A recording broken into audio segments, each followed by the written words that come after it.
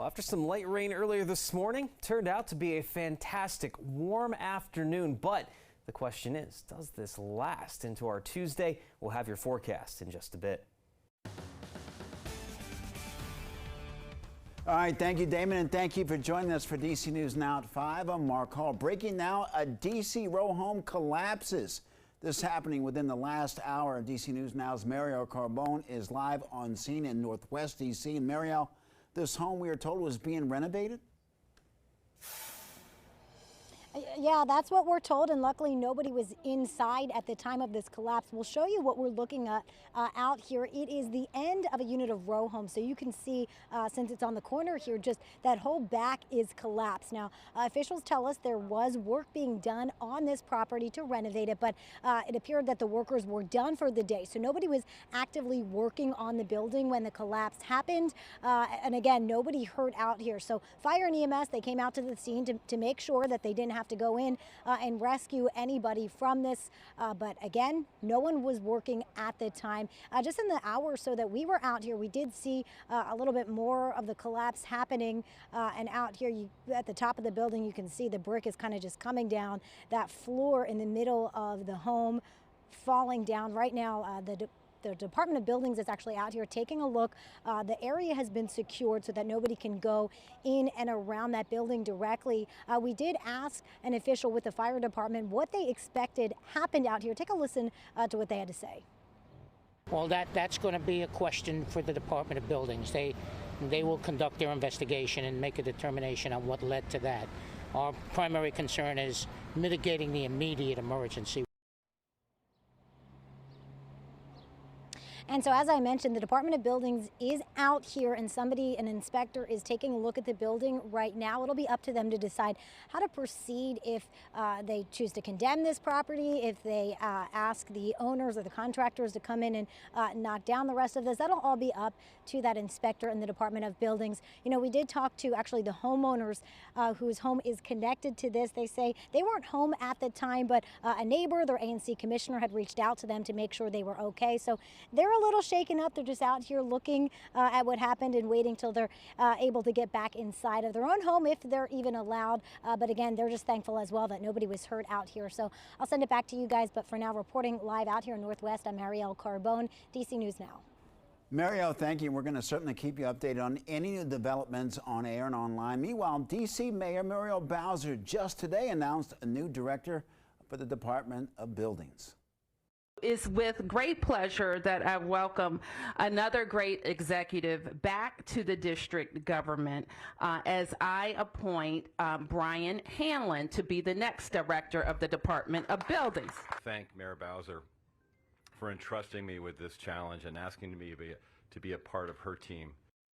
Yeah, Brian Hanlon has 35 years of experience working in the public and private sector, and he also has a background in real estate and architecture. The DC native has previously worked in the several district agencies. Between 2010 and 2015, Hanlon replaces outgoing director Ernest Capra. And more breaking news tonight out of Warren County, Virginia. 2 county deputies have been indicted on federal charges for allegedly assaulting a 77-year-old man. Now, those men are current Deputy Sheriff Tyler Poe and former Deputy Sheriff Zachary Fadley.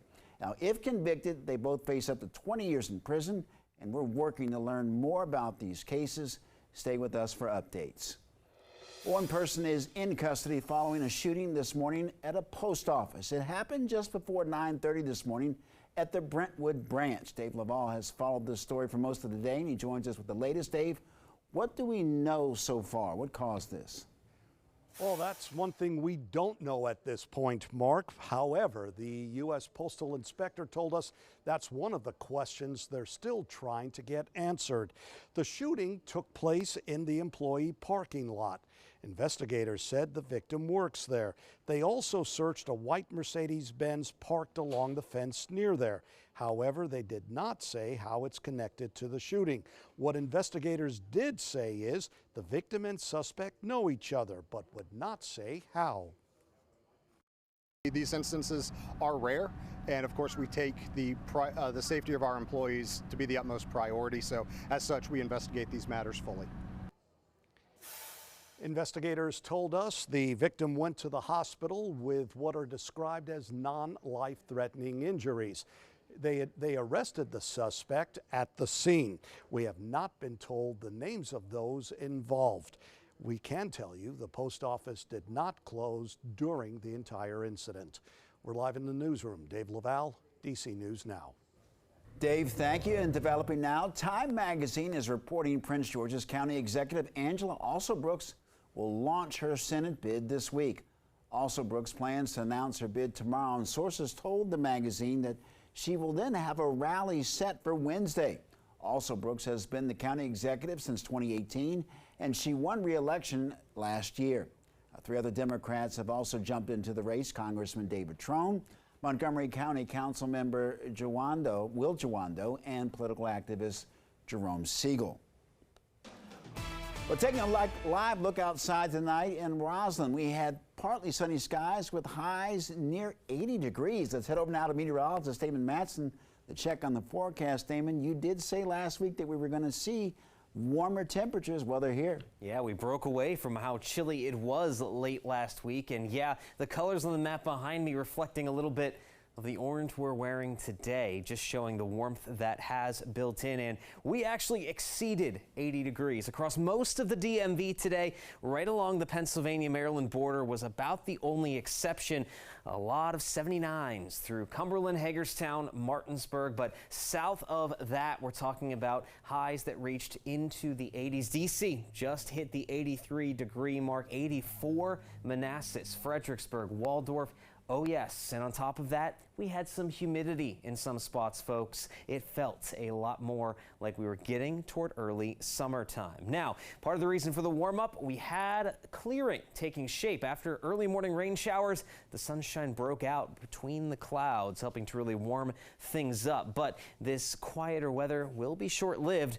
Look upstream here a little bit, folks. We have another disturbance getting closer to us here, and that will eventually spark up some rainfall. But going into your evening tonight, no concerns. It is going to be very mild. We'll enjoy the last bit of that sunshine before we head into the night. And temperatures, yeah, we will only see them falling back barely into the 60s, but then the rainfall arrives. So should you expect a soggy early morning commute? And are we also going to be dealing with much cooler temperatures tomorrow? We'll have your full forecast in just a bit. All right, Damon, thank you. A scary scene on the roads in Montgomery County today. It happened on Interstate 495 near the River Road exit in Bethesda. One of the cars you see in these photos shows that it went through the median. Another car flipped over. All 6 of the lanes have since been reopened, but there still seems to be some congestion in the area. What caused the crash remains under investigation. 3 people have non-life-threatening injuries. Well, some parents are speaking out about a controversial policy in Frederick County Public Schools in regard to student gender identity. DC News Now's Michaela Newton covers Frederick County, Maryland, and breaks it down for us. The Frederick County Board of Education's 443 policy's purpose is to prevent discrimination, harassment, and bullying of students who are transgender or gender nonconforming. But some parents say it's not safe and want changes. In a recent Frederick County Board of Education meeting, parents brought up their concerns about Policy 443 and say it keeps them in the dark when it comes to their child's gender identity at school. You could have a 6-year-old child decide that they're mad at their parents for whatever reason a 6-year-old can come up with, and they decide that they don't want their parents to know what name or anything that they want to be called at school, and FCPS is going to just go right along with that. The policy was brought up by students and adopted in June of 2017 to have the right to access facility restrooms and locker rooms corresponding with their gender identity, the right to be referred to by their preferred name and pronoun, the right to sports and physical education consistent with their gender identity, and gender-neutral events. Chris Fair, the executive director for the Frederick Center, a local LGBTQ+ advocacy group, says Policy 443 is necessary. Those people have spoke clearly with one voice that this is a good policy, not only for them as students, but for administrators to work through the administrative work that needs to be done.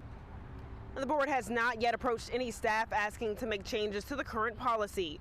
Reporting in Frederick County, Maryland, I'm Michaela Newton for DC News Now.